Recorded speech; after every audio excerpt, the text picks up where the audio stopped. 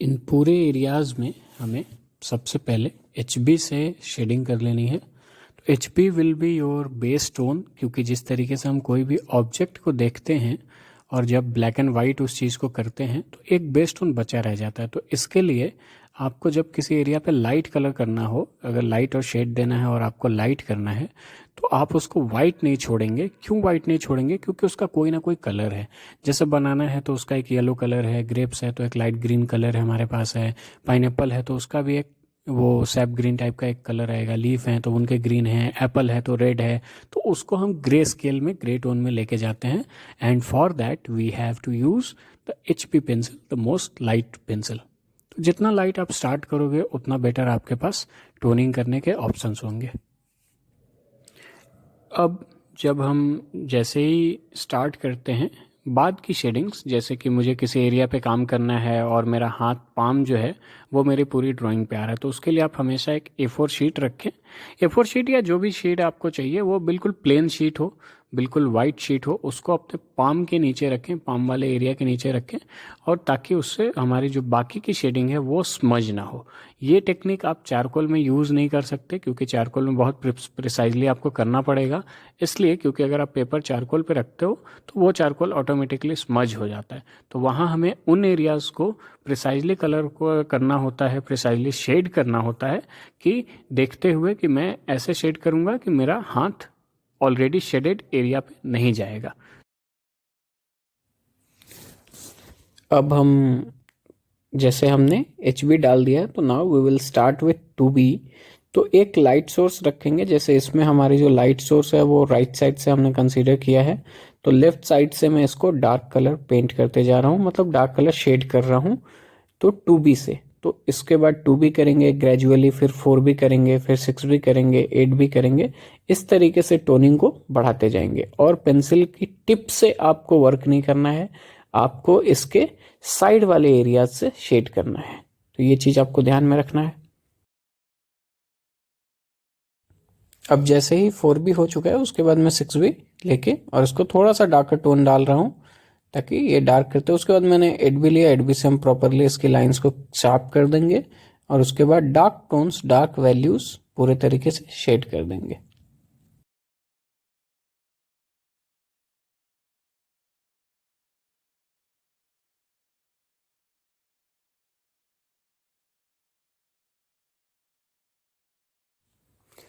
और अब हमको सेम प्रोसेस अप्लाई करना है अपने ग्रेप्स पे। तो पहले HB हमने ऑलरेडी डाल रखा है, अब 2B डालेंगे। 2B के बाद हमारा 4B आएगा, 4B के बाद 6B आएगा।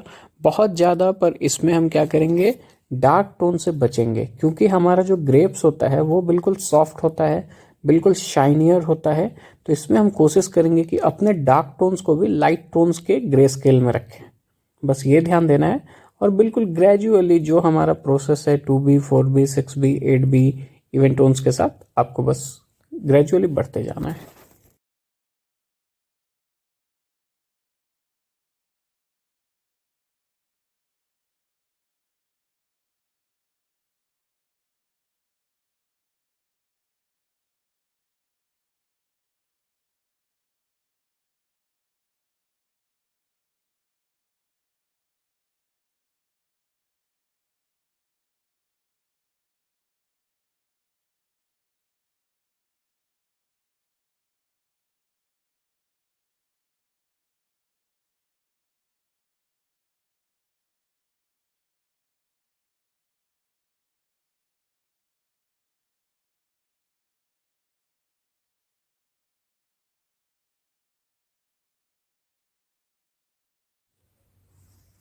अब जैसे ही हम डार्क टोन्स डाल के और अपने ज्यादा जितने भी हमारे ग्रेप्स के एरियाज हैं उनको डार्क टोन्स डालने के बाद क्लियर कर देंगे, हमारा जो ग्रेप्स है, हमारी जो ड्राइंग है वो बिल्कुल फ्रूट्स के साथ एक प्रॉपर वे में नजर आएगी, कुछ इस तरीके से दिखेगी।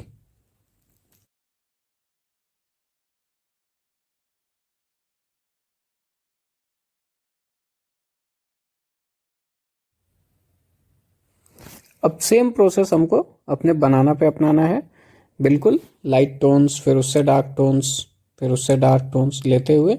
बस ये ध्यान रखना है कि नाउ अब इस तरीके से जैसे हमारे लेफ्ट से डार्क आ रहा है, तो जो नीचे के पोर्शंस हो जाएंगे, जो नीचे के सरफेसेस होंगे जो ग्रेप्स के साइड में, वो एरियाज हमारे डार्क रहेंगे, और जो ऊपर का सरफेस है बनाना का वो थोड़ा सा लाइट रहेगा।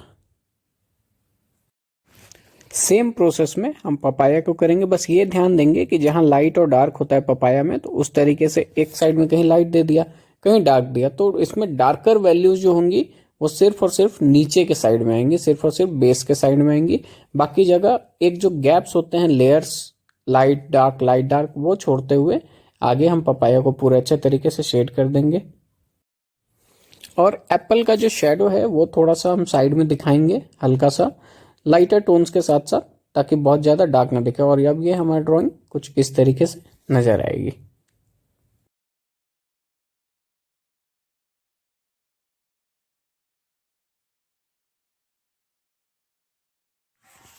अब हम थोड़ा सा शरीफा के ऊपर काम करेंगे, और शरीफा जो है हमारा, उस पर हमें क्या करना है, पहले लाइट टोन्स लेके फिर उसके बाद डार्क टोन्स डालने, बीच बीच में कहीं वाइट छोड़ देना है।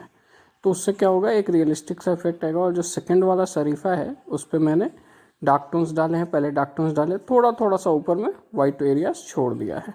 तो उसको हम बहुत ज़्यादा फिनिशिंग टच नहीं देंगे, बस ऐसा कर देंगे कि दोनों एक दूसरे से डिफरेंट लगे। और ये कुछ इस तरीके से हमारी ड्राइंग अब तक नजर आएगी। देखो पाइनएप्पल पे क्या है कि उसको आपको डायगोनल बना देना है पूरा का पूरा, और उसके बाद थोड़े थोड़े से, जैसे मैं कर रहा हूँ ऐसे आप कर लोगे।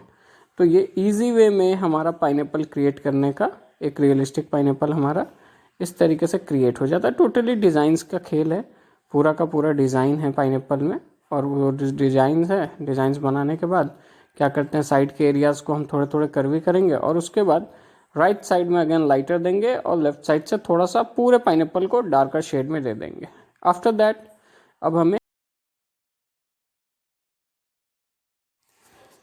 हम वाटरमेलन को इसी तरीके से शेड कर देंगे, नीचे के साइड में डार्क कर देंगे अंगूरों के पीछे से, और फिर फाइन लाइंस बनाएंगे, जहाँ जहाँ डार्क चाहिए वहाँ प्रॉपर डार्क कर देंगे थोड़ा। और ये हो गई हमारी ड्राइंग। कमेंट्स में बताएं कैसा लगा, और वीडियोस देखने के लिए लाइक, शेयर और सब्सक्राइब।